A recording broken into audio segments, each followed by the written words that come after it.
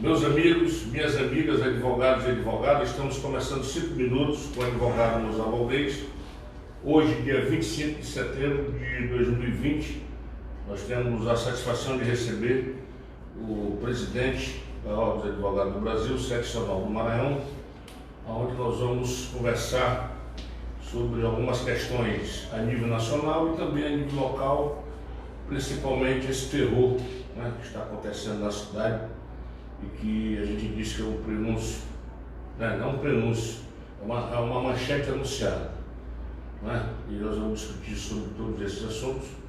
Estamos aí às vésperas de uma eleição, a gente também precisa saber qual vai ser a participação da Ordem do Maranhão na questão das eleições majoritárias para prefeito e também para vereadores.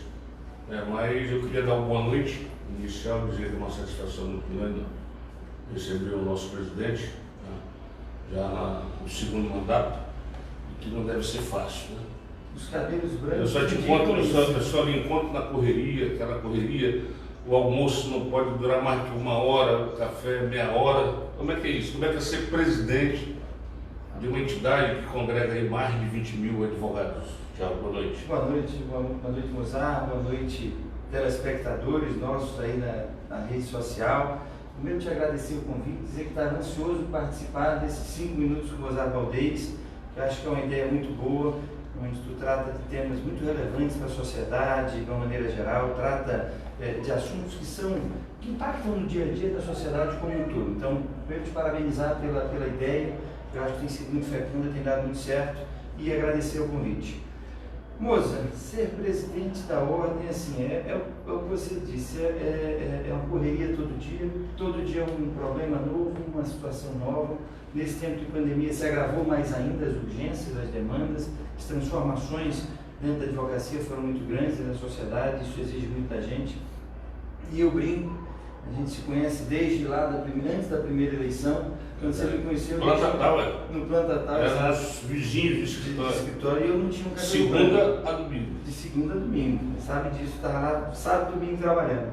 E eu não tinha um cabelo branco. Hoje eu acho que o reflexo da dor de cabeça, mas uma dor de cabeça gostosa, é claro, óbvio, me sinto extremamente honrado, feliz, satisfeito de poder representar os meus pares, os meus colegas advogados. Você já foi no toque de madrugada? Muitas vezes. Muitas vezes. Pelos motivos mais diversos possíveis. Alguns justificáveis, outros nem tanto, mas o importante é que a gente busca dar nossa contribuição para a classe. E esse tempo, ele passa rápido, porque o senhor está no segundo mandato, né? O mandato são 3 anos, já está em 4 anos e meio, ano que vem já tem eleições novamente, e isso quer dizer que essa engrenagem parece assim como um relâmpago, não é? É muito rápido. Se você não fizer uma programação bem feita para fazer a execução das ações, das tarefas, daquilo que a gente pensa para a advocacia, você é engolido pela questão da correria do dia a dia, porque todo dia tem um problema e você começa a viver o dia a dia e não faz uma programação de longo prazo.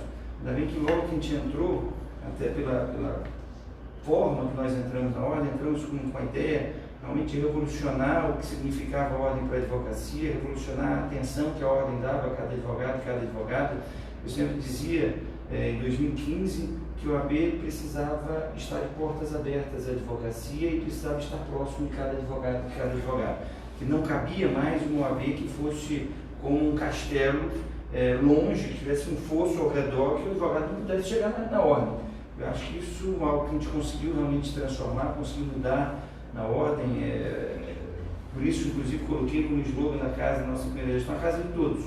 Me dizem, Thiago, mas a casa de todos não é porque eu quero que o advogado se sinta realmente em casa, porque a ordem primeiro não é um fim em si mesmo, a ordem só existe para prestar serviço de advocacia e para a sociedade.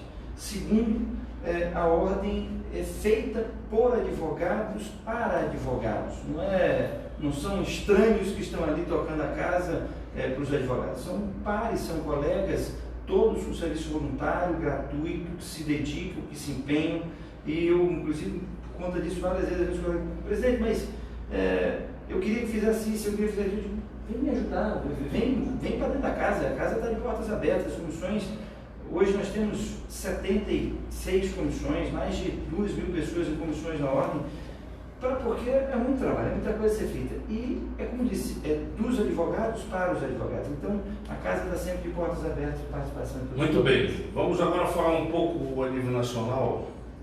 A gente vive, né, uma crise hoje dentro do poder judiciário, né, onde há um confronto de alguns setores, não só do Congresso Nacional, como do Poder Executivo, né, do Poder Central em Brasília, e onde há uma crítica pela classe jurídica com relação ao comportamento de alguns ministros, que são chamados ideológicos.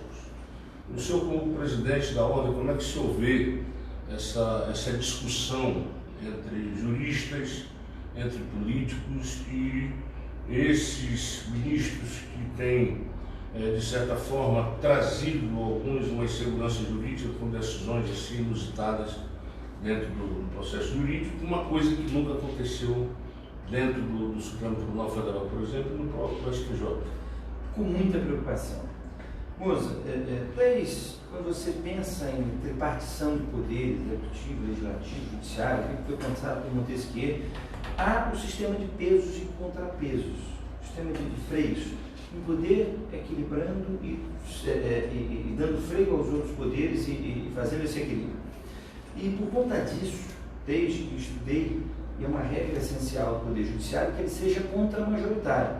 Juiz, e é por isso que o Judiciário, a magistratura, os operadores, de maneira geral, dentro do Poder Judiciário, tem uma coisa chamada vitaliciedade. Quem tem que estar preocupado com a opinião pública é legislativo e executivo. Por isso, nós, a cada 4 anos, fazemos a avaliação dos nossos representantes no legislativo e no executivo, se estamos bem representados, se eles estão cumprindo aquilo que a sociedade anseia.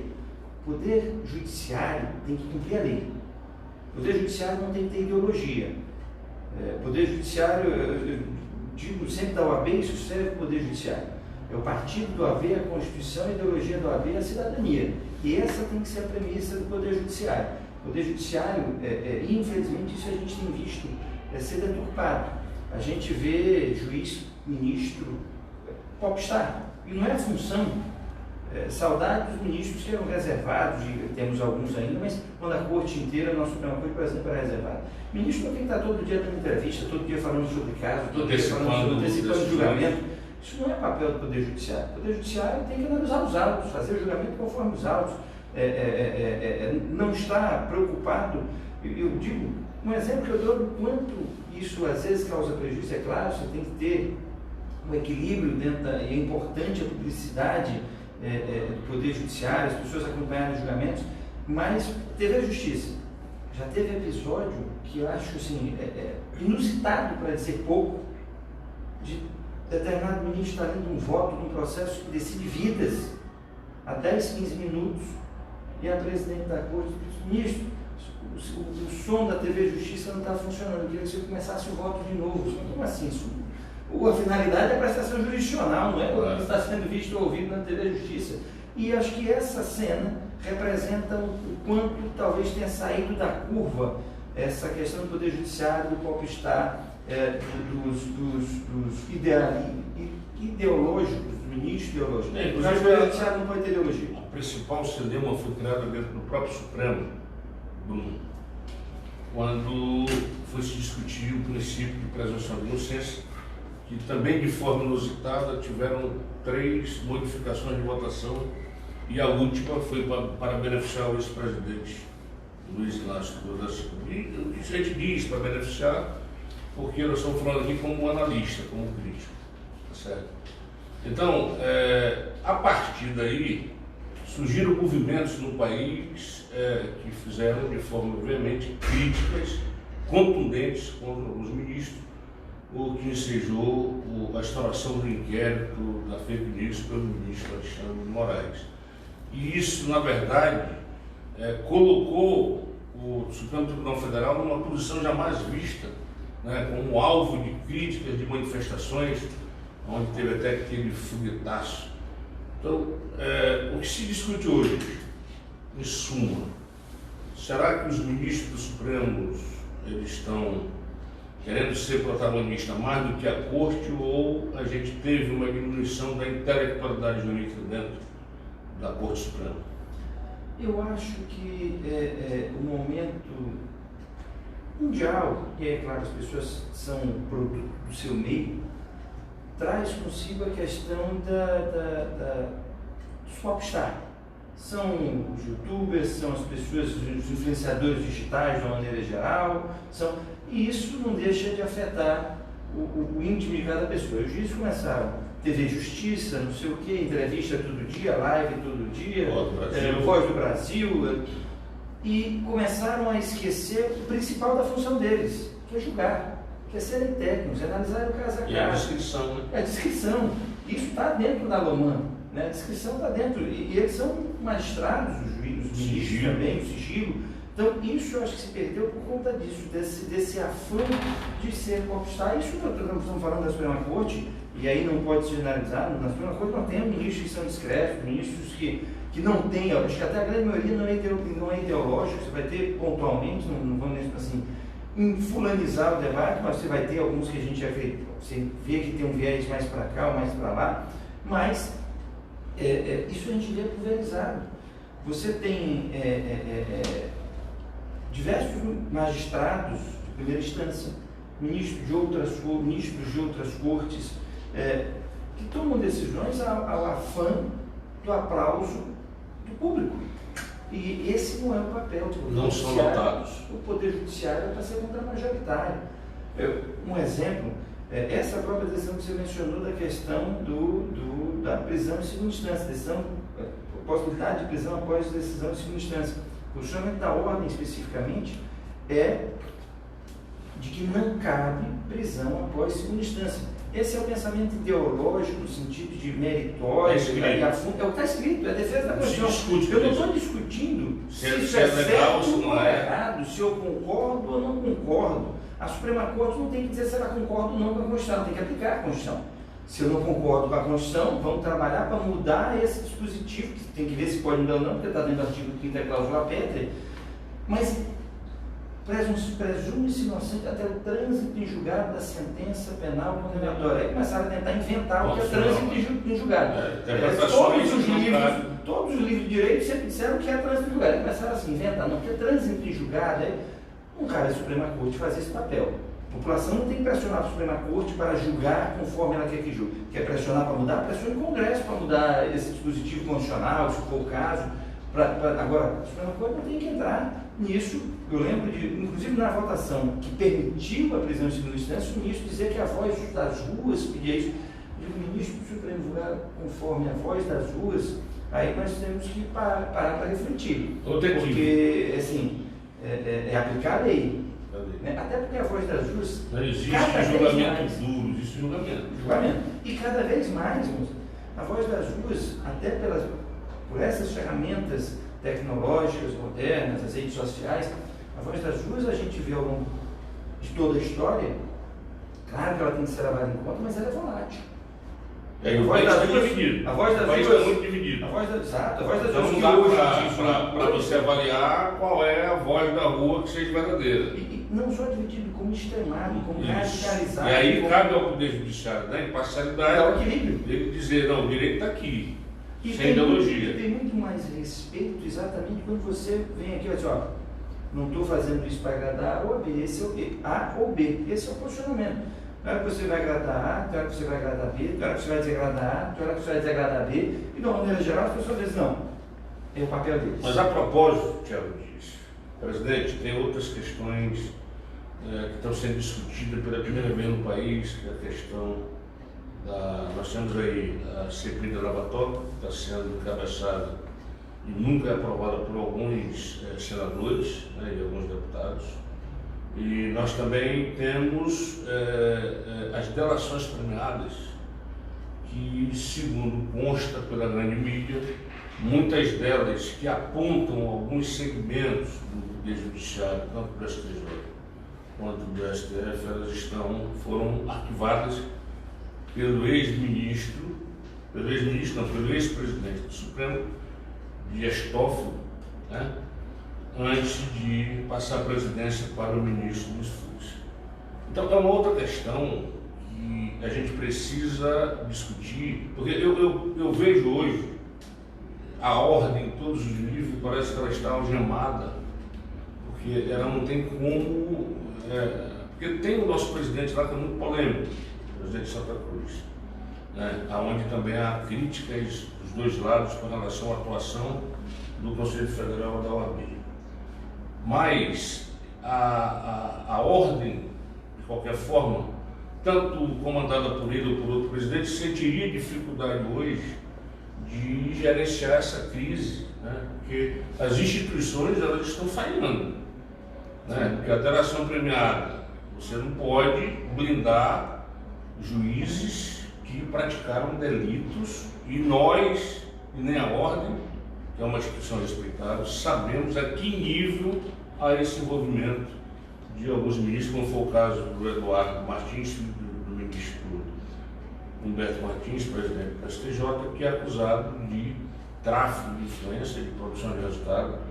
E o que a gente viu foi que ficou sepultado até agora sem nenhuma providência, e o ministro Fux, quando assumiu há 2 semanas atrás, Bruno, ele disse que ia combater a qualquer custo a corrupção, que também isso não é discurso. Né? É que ele não tem que combater a corrupção. Ele combate a corrupção. Mas como é que você vê esse quadro hoje dessa blindagem de magistrados das cortes superiores que estão dentro do processo de delação premiada e esses processos praticamente arquivados? Vou dividir em 2 tópicos. Primeiro, o lavatório. O lavatório, eu acho que ela tem um equívoco na tramitação dela no Congresso. Não andou, mas mesmo que eu acho que o Supremo derruba. Por quê? Falta a ela objetividade no fato. Eu acho que é importante as apurações, é necessário que seja feita uma verificação, uma fiscalização, mas precisa delimitar o fato, não é dizer, vamos fiscalizar o Poder Judiciário. Fato concreto. Tem que ter fato concreto. Né? Isso é o grande equívoco da lavatória. Ela não tem fato concreto. Não pode ser só política. Não pode ser só política, mas dizer, eu quero que seja A, eu quero que seja B, o aleatório, o alvedrio de quem está... Não pode. Você tem que ter um direcionamento disso. Em relação à questão do Poder Judiciário, eu vou trazer aqui, de fora para dentro desse cenário, algo que eu acho que contribuiu muito na sociedade de maneira positiva e de maneira negativa, do ponto de vista de você demonstrar e escancarar as nuances e os meandros dos poderes. Lá da Lava Jato. A Lava Jato nos mostrou de maneira muito clara diversas vicissitudes do Poder Legislativo e do Poder Executivo, demonstrando que a maioria dessas vicissitudes, inclusive, vinham e tinham como germe inicial o processo eleitoral.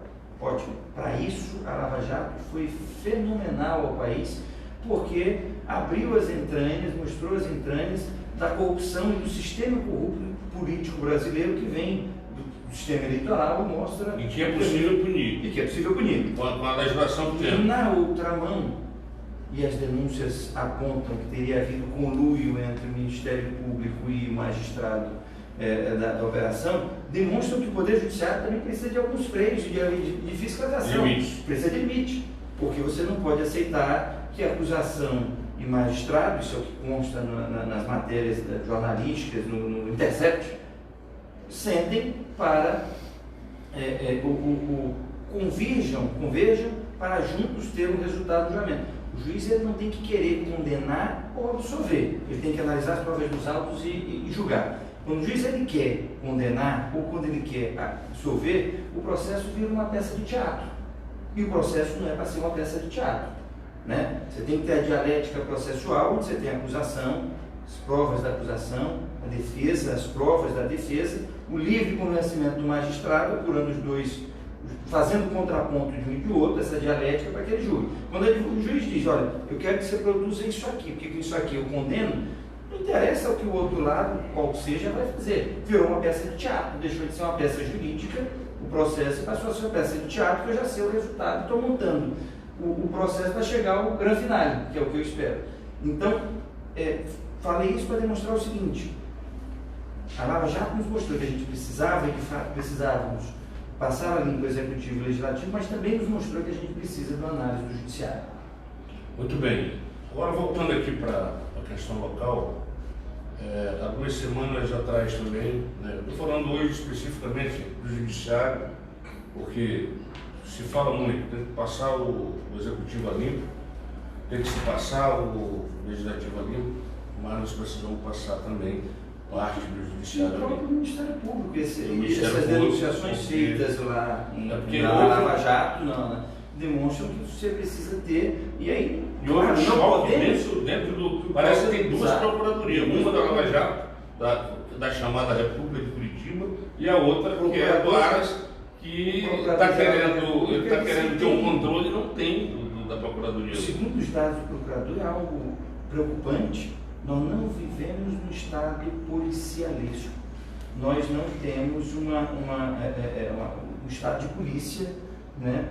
Então, você pensar, se for verdadeiro o que disse o Procurador-Geral da República, veja o nível que a Lava Jato tinha escutas e dados de 20 e tantas mil pessoas, você tem que parar para refletir os limites que precisam ser interpostos. Claro, as investigações precisam ser feitas, aqueles que cometem crime precisam ser punidos, aqueles que têm indícios precisam... Agora eu não posso, Mas houve porque eu violações- simplesmente dizer, eu vou investigar quem eu quiser, Houve eu violações de não gosto, prerrogativa de eu não advogado. gosto de José da Silva e agora eu vou investigar José da Silva até encontrar o que ele roubou um bombom na infância e eu vou... Não é esse o papel do Estado, nem o Estado do Ministério Público, nem o Estado do Juiz, ninguém. Voltando aqui para o Estado do Maranhão, como eu comentei anteriormente, há 2 semanas nós tivemos a notícia pelo blog do Luiz Cardoso de um desfalque de milhões de reais no FED, aqui do Tribunal de Justiça do Maranhão, que é o Fundo de Modernização da Justiça. E há 2 anos atrás nós concorremos à OAB, você também. Nós tivemos a oportunidade de percorrer, eu tive a oportunidade de conhecer o Maranhão. E identifiquei, por exemplo, a comarca de Grajaú quase caindo em cima dos servidores, dos advogados, dos próprios magistrados, escorado com madeira. Eu vi também a comarca de Açailândia, a comarca de Imperatriz, o Fórum de Imperatriz também terrivelmente mal construído e há uma demanda judicial com um prédio novo. E o FERJ, ele surgiu exatamente para criar esse fundo para melhorar as condições do judiciário. E o que se viu há 2 semanas atrás foi o atual presidente do tribunal demitir 5 funcionários de alto escalão sob a acusação de desvio de milhões de reais. O que me chamou a atenção foi que ninguém foi preso, não houve preventiva, não se tem notícia de ação penal e o presidente do tribunal não veio a público dar uma coletiva explicar a extensão desse desvio, o valor desse desvio. E a gente sabe que a justiça, o acesso à justiça no Estado do Maranhão é muito caro, né? Esse FERJ é realmente proveniente, a fonte de renda é o recolhimento das custas processuais. E eu queria saber o que a ordem sabe a respeito desse desvio, se a ordem tem conhecimento da extensão, se tem mais gente envolvida, se a ordem tem conhecimento da instalação de algum procedimento penal. Eu costumo dizer aqui que isso é um depoimento meu, como cidadão, como advogado, que os órgãos de investigação aqui, tanto polícia quanto o Ministério Público, eles têm dificuldade de prender os delinquentes aqui de colégio branco. E eu não consigo entender, porque quando a classe dos delinquentes, a classe baixa, eles pedem preventiva, eu levo para a televisão, mas eu estou estupefato até hoje de nenhuma autoridade ou assessoria de imprensa do Tribunal de Justiça do Maranhão vir a público explicar esse desfalque dentro do FERJ. Eu queria que o senhor se posicionasse dentro do... Primeiro, falar da questão das custas. Coincidência, eu dei uma entrevista aos analistas da TV Guará e uma das questões, uma das perguntas que a gente tratou foi exatamente a questão de custos judiciais. O custo judiciário, na verdade, no Brasil inteiro é altíssimo.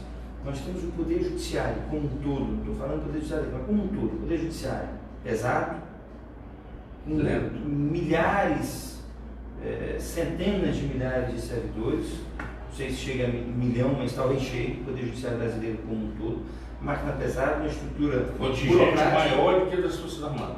Uma estrutura burocrática que boa parte da culpa disso é do próprio Estado. Por quê? Porque o Brasil hoje tem mais de 100 milhões de processos.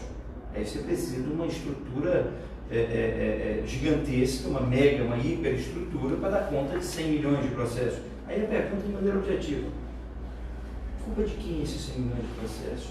É a litigância, seu José da Silva, dona Mariazinha? Não. Mais de 50% das ações que tramitam no Poder Judiciário tem no polo ativo ou passivo o poder público. O Estado. Então, que é mal pagador. Exato. Então, quem toca a máquina pesada e aí usa depois os nossos impostos para bancar a máquina que é pesada pelo volume de processo é o próprio Estado. Então, isso precisa ser repensado, isso precisa ser revisto. Então, o custo, as custas judiciais, é o próprio Estado que faz essa máquina ser pesada desse tanto, tendo mais de 50 milhões de processos. Não coibindo, como infelizmente não coíbe no Brasil inteiro, aquelas grandes empresas concessionárias, as grandes instituições financeiras, as grandes empresas de varejo de consumo, em relação às violações praticadas contra o consumidor brasileiro. E inverte-se a lógica.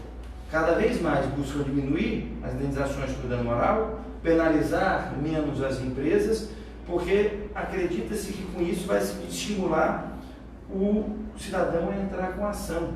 Quando a lógica deveria ser a inversa. A melhor maneira de você estimular a ação, o número de ações, é sendo rigoroso contra essas empresas. Por quê? Porque no primeiro modelo você pode até coibir, mas você coíbe cometendo ilegalidade. Porque você está, para a sociedade, o Poder Judiciário, de uma maneira geral, vai estar fazendo o seguinte, dizendo: olha, empresa tal, você pode cometer ilegalidade. Fulano, não reclama não, porque eu vou te dar nada. Então, você está estimulando as empresas a continuarem a repetir a conduta danosa ao consumidor, quando a lógica deveria ser o inverso.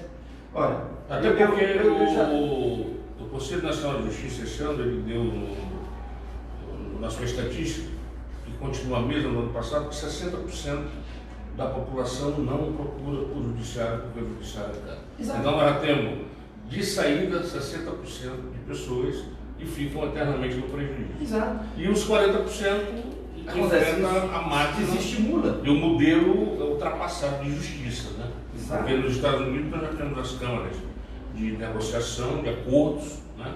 E nós não temos isso funcionando como deveria. Você tem o direito do consumidor, você não tem tantas normas protetivas dos Estados Unidos como tem agora no Brasil em relação ao direito do consumidor. No entanto, você tem o direito do consumidor lá muito mais respeitado. Sabe por quê? Porque quando uma empresa comete uma ilegalidade, ela vai pagar milhões de indenização. Então ela pensa 2 vezes antes de cometer a ilegalidade. Aqui você tem a norma protetiva, mas a empresa não está nem aí porque ela sabe que a indenização vai ser lá embaixo. Então, eu te digo, eu tinha um determinado amigo que era gerente de banco, uma vez, pensando, batendo papo no almoço, todas as ações que se entra contra o banco, por esse motivo aqui, vocês perdem. Não preciso, o jurídico de vocês não chama vocês para mudar o procedimento desse Thiago. Eu questionei isso numa reunião regional que nós tivemos na região Nordeste, Pernambuco, e questionei isso. E o gerente regional abriu uma tela no Data Show, uma planilha e mostrou: olha, você está dizendo a verdade, olha aqui. Só que é o volume que nós arrecadamos cobrando essas taxas, essas determinadas tarifas que eram abusivas, né? A gente cobra de 5 milhões de pessoas, é um desses maiores bancos do Brasil, a gente cobra 5 milhões de pessoas. A quantidade de pessoas que entra é essa aqui, a gente arrecada 10x com essa cobrança, e o que a gente paga no judiciário é 2. Então, para a gente é lucrativo. E o judiciário está estimulando cada vez mais que ocorra isso, porque passa cada vez ser mais lucrativo para o banco, para a empresa de telefonia, para a empresa de energia elétrica no Brasil inteiro, praticarem as ilegalidades, porque é lucrativo. Ora, você não pode conceber ter em um país um pensamento jurídico, judicial, que deixe as pessoas acharem que é lucrativo cometer ilegalidade. Isso representa um pouco e só fortalece o que é muito ruim, que é o tal do jeitinho brasileiro. Eu vou dar esse jeitinho aqui, mas deixa, porque vai valer a pena. O famoso princípio da insignificância Entendeu? Exatamente, mais uma forma de desonerar o inadimplente. Você vai lá, uma empresa, vamos dizer lá, uma empresa X de telecomunicação que subtrai R$1 de cada consumidor e ninguém vai brigar por R$1. E aí você pega o seguinte, fiz tudo esse apanágio para dizer que o Poder Judiciário é caro, porque não coíbe-se, o Poder Público com mais de 50 milhões de processos, não coíbe-se essas demandas de massa que podem ser coibidas com as decisões sendo mais rigorosas na condenação das empresas. Então, a máquina fica pesada. No nosso estado, inclusive, nós temos estados que as custas são muito mais caras que aqui. O Ceará, inclusive, foi ao CNJ 2 anos atrás para baixar o valor das custas, porque tinham subido o teto e tinham passado a ser 120 ou 130 mil reais. Pensável. Isso é legal acesso à justiça ao cidadão. São Paulo e vários tribunais, assim, mata-bescas os valores das custas. O Piauí é muito mais alto. O Piauí você vai pagando custo ao longo do processo. Você paga custo no começo, aí para apelar você paga custo, para entrar não é, e aí eu não estou falando de custa, que a custa é que a gente paga para apelar. Lá é como se fosse preparo, o valor é alto mesmo, é uma coisa absurda o valor. Então inviabiliza a prestação jurisdicional. O nosso judiciário não está entre esses mais pesados, apesar da custa ser alta, por toda essa notícia que é alto o valor da custa.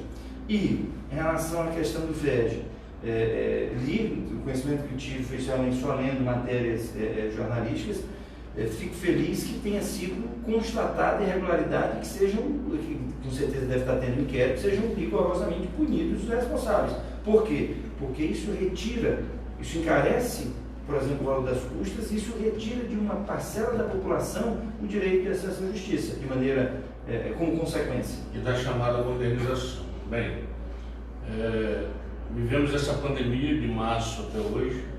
A OAB fez um trabalho aí junto à advocacia de prevenção, né, dos exames da contaminação, mas a gente pode dizer, fazer um resumo de que esse ano foi um ano negativo para a advocacia maranhense, né? Porque o que se discute hoje, né, e a gente tinha conversado isso no dia que almoçamos, sobre a Justiça Federal está fechada até hoje, a Justiça do Trabalho estava fechada e o Ministério Público Federal.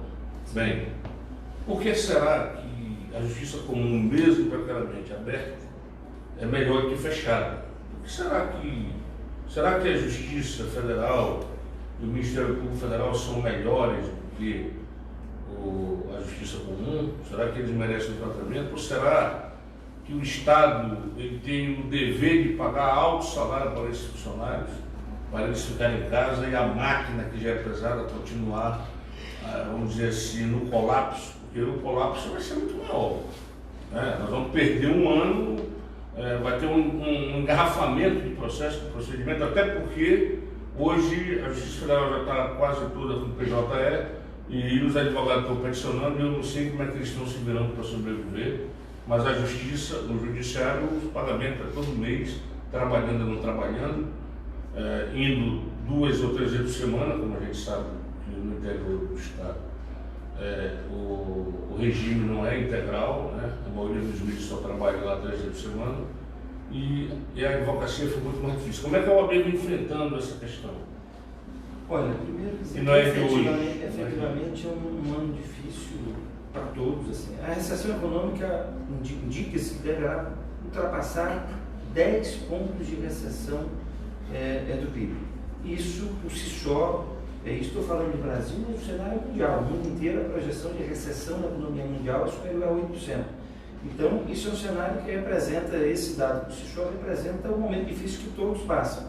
E aí, de maneira muito especial, os profissionais liberais. O profissional liberal vive de demanda, de estar no dia a dia trabalhando. Não, por exemplo, ficamos 90, 100, 120 dias em casa sem poder trabalhar, sem as coisas andarem com a normalidade que precisava andar. Lógico, isso não é culpa de ninguém. Pandemia que você não tem como atribuir a alguém. Mas, sem dúvida nenhuma, o Poder Judiciário Federal, a Justiça Federal, não compreendeu, e é uma crítica geral, nós fazemos parte do TRF que tem como competência 13 estados.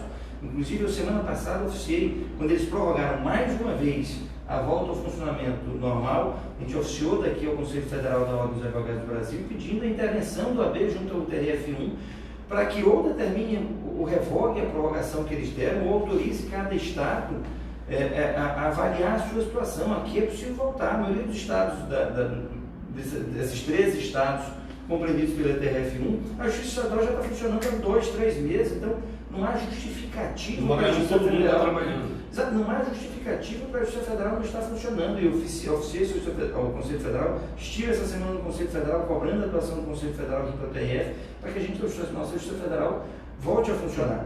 Porque, especialmente, a Justiça Federal lidar, a Justiça do Trabalho Federal, nós temos, por exemplo, a questão previdenciária. Você imagina num momento desse, num momento delicado pelo qual passamos, as questões previdenciárias que não estão sendo analisadas, que não estão podendo ser apresentadas corretamente ao Poder Judiciário, as pessoas que precisam dos seus benefícios, que precisam, enfim, fazer perícia, tudo paralisado.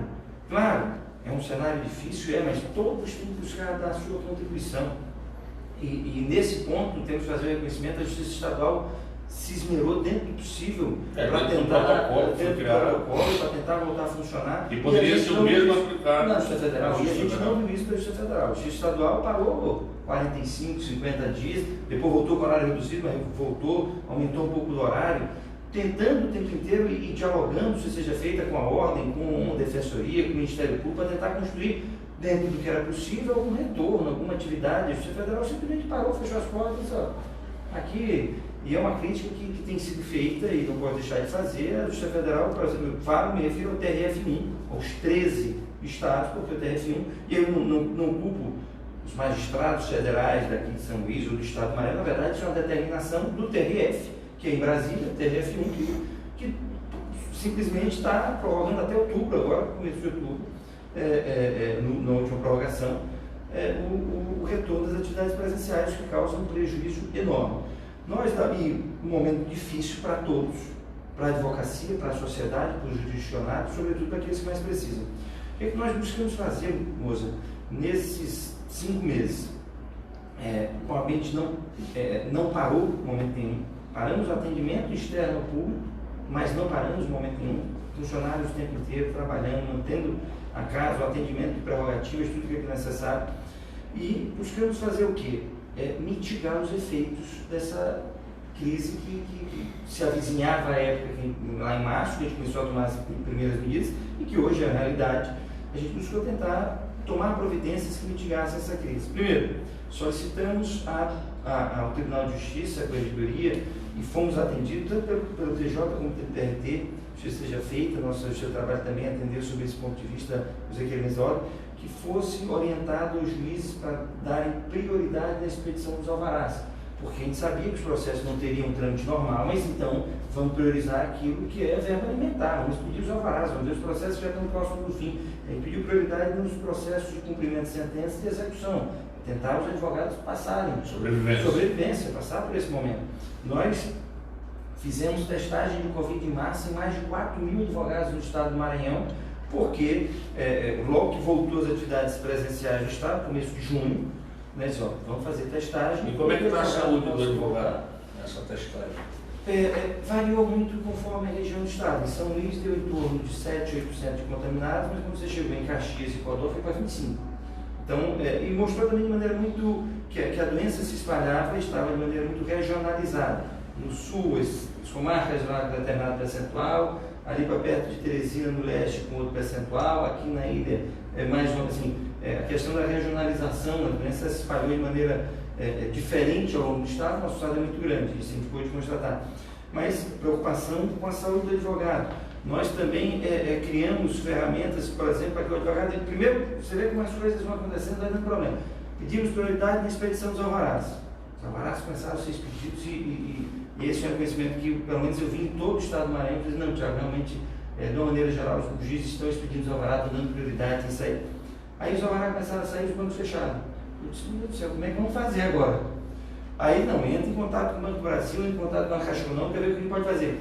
Criamos em uma semana, 5 dias, um sistema interno da OAB, dentro do site da OAB, linkando, começando de 5 dias com o Banco do Brasil e a Caixa Econômica, para que a gente pudesse começar a pagar os alvarás via sistema da OAB, que é a central de alvará, que era para não parar, não era ideal, passava 72 horas, no começo vai demorar 10, 12, 15 dias, eu disse, mas é o que tem, né? Estamos tentando aprimorar, porque pagou tudo, num período de surpresa.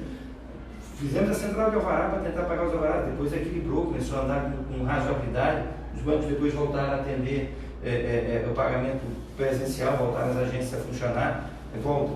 Mas a gente o tempo inteiro tomando essas medidas, e falo essas para a advocacia, posso falar de medidas em prol da sociedade. A gente entrou com ofício que foi acolhido pelo governo do Estado, prorrogando o vencimento do IPVA. Nós ingressamos com ofício junto ao Conselho Federal da Ordem pedindo a intervenção dele e enviamos direto ao Ministério da Educação pedindo a suspensão do pagamento da cobrança do financiamento do estudantil de segundo grau, do FIES. Nós oficiamos a Secretaria ao Governador do Estado e ao Prefeito daqui da capital, solicitando que as verbas que eram destinadas, que vem inclusive do Governo Federal, parte dessas verbas, à merenda escolar, já que as escolas estavam fechadas, que elas passassem a ser destinadas, esses alimentos, às famílias das crianças, porque a gente sabe da realidade pobre do nosso Estado. Muitas dessas crianças, a única refeição que faz no dia é que tem na escola, que tem no colégio, a merenda escolar. Então, fizemos ofício nesse aspecto. Enfim, o trabalho social ali, tudo que estava ao nosso alcance, fizemos e buscando entender tanto a advocacia como a sociedade. Oficiamos ao governo pedindo a isenção da cobrança das pessoas de baixa renda da questão da conta de luz e da água e esgoto. Foi deferida em relação às pessoas de baixa renda, uma lei que deferiu isso, a suspensão de pagamento. Então, tentamos equilibrar e fazer tudo aquilo que estava ao nosso alcance. Mudando de assunto, sobre as eleições de novembro, qual vai ser a atuação da OAB? A OAB está tendo acompanhamento junto ao TRE e tem algumas resoluções, algumas deliberações, inclusive a dúvida se vai poder ser utilizado o santinho, o material de papel. Como é que vai ser o trabalho da OAB? Vai ser de observação? De fiscalização, de acompanhamento. Não abrimos mão, já estamos, inclusive, a nossa comissão atuando. A gente, em 2016, teve como grande bandeira da Ordem a campanha de combate ao Caixa 2, porque foi logo, acho que em 2015, que teve o resultado da ADIM, da própria Ordem, que vetou o financiamento empresarial das campanhas políticas. Então, em 2016, havia uma tendência muito grande de Caixa 2, a gente fiscalizou isso de maneira muito forte. Em 2018, fizemos a campanha... Vem no pacote anticrime, né? Sim. Em 2018, a gente fez a campanha de combate à fake news, que é uma mazela. Eu digo que a rede social trouxe muita coisa boa, mas trouxe a mazela, a doença da sociedade moderna, que são as fake news, que são pulverizadas em todos os ambientes das redes sociais. E vamos ter, em 2020, de novo, a questão da fiscalização, do combate às fake news. A gente vinha com um projeto desde o ano passado, ainda maior. Felizmente, a pandemia deixou a gente um pouco amarrado em algumas coisas. A gente fez uma parceria no ano passado muito profícua com o Tribunal Regional Eleitoral e com a Federação dos Municípios do Estado do Maranhão, com a FAMEM, onde a gente chegamos a iniciar, fizemos alguns municípios, algumas comarcas, capacitação para as eleições desse ano, para operadores do direito, mas também para candidatos, para possíveis candidatos, para quem fosse ser candidato a vereador, quem fosse ser candidato a prefeito. Por quê? Porque a nossa ótica, eu digo nossa da Ordem, quando levei esse projeto para o TRE, levei esse projeto para a FAMEM, é a ideia de que, a OAB é conhecida por fiscalizar, por ser rigorosa na fiscalização, por cobrar lisura, transparência, ética, probidade nas eleições, mas eu acho que quando você quer cobrar e quer ser rigoroso, também temos que fazer a meia-culpa e temos que orientar. Porque muitas vezes a pessoa começa a ilegalidade porque não conhece o que pode e o que não pode. Né? E as mudanças vinham se acentuando na legislação eleitoral, a cada eleição tem mudanças inúmeras. A gente fez isso que era para levar, chegamos a fazer em Balsas, chegamos a fazer em Grajaú, chegamos a fazer em Imperatriz, enfim, em várias comarcas do estado do Maranhão. E aí, nosso projeto é fazer isso também todo o primeiro semestre, para encerrar por volta de agosto, e aí sim, agora vamos fiscalizar. Infelizmente, chegou a pandemia, suspendemos qualquer atividade presencial que tivesse aglomeração, fizemos vários cursos telepresenciais, de direito eleitoral, capacitando, mas aí acabou sendo mais voltado à própria advocacia, porque você atrai a atenção dos advogados, que são militantes, mas é difícil você pensar que os pré-candidatos, que pensam em ser candidatos, vão passar 2, 3 dias assistindo palestra por videoconferência, que acabam não tendo a mesma demanda, mas ainda fizemos todos os cursos, fizemos congresso de eleitoral aberto, exatamente para quem quisesse participar, aberto nas redes sociais, de uma maneira geral, no YouTube. E vamos ter o papel de fiscalizar. Tive a reunião faz 2 semanas com o presidente do TRE, desembargador Tairone, muito receptivo aos anseios que nós apresentamos, às propostas, às sugestões, várias delas envolvendo diretamente a advocacia, por exemplo, a problemática do sistema do PJE da Justiça Eleitoral, que às vezes sobrecarregavam quando chegavam nos dias, no final dos dias, a questão da publicação das decisões, que não é no diário, no período eleitoral, que você tem no próprio site, você precisa ter o mínimo de normatização sobre isso, para as pessoas saberem, regulamentação sobre isso, as pessoas saberem o horário que devem orar, que não devem orar, para não ficar algo muito solto. Eu vi muita reclamação do sistema, porque a gente não pode comparar interior com capital. Aqui, por melhor que esteja o sistema de internet, ele sempre é deficitário, e as pessoas reclamaram muito da lentidão, e os prazos são exíguos dentro da lei eleitoral, e isso, de certa forma, atrapalhou muita gente. Mas eu quero falar agora, para encerrar, porque a gente já está chegando ao final.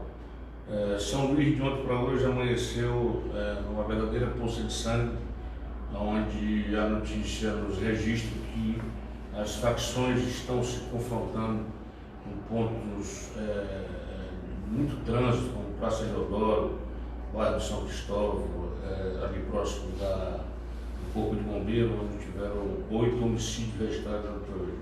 Por que o senhor acredita essa convulsão, vamos dizer assim, social, que leva os indivíduos a se degladiarem dentro do sistema, que é o sistema onde a sociedade ordeira se locomove?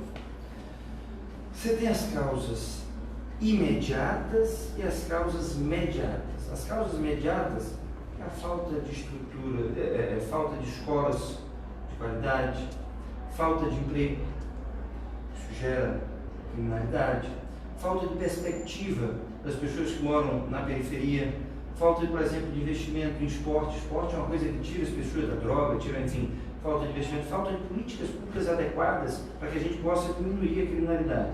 Isso de maneira imediata. De maneira imediata é a falta de investimento público na segurança pública de maneira direta, objetiva.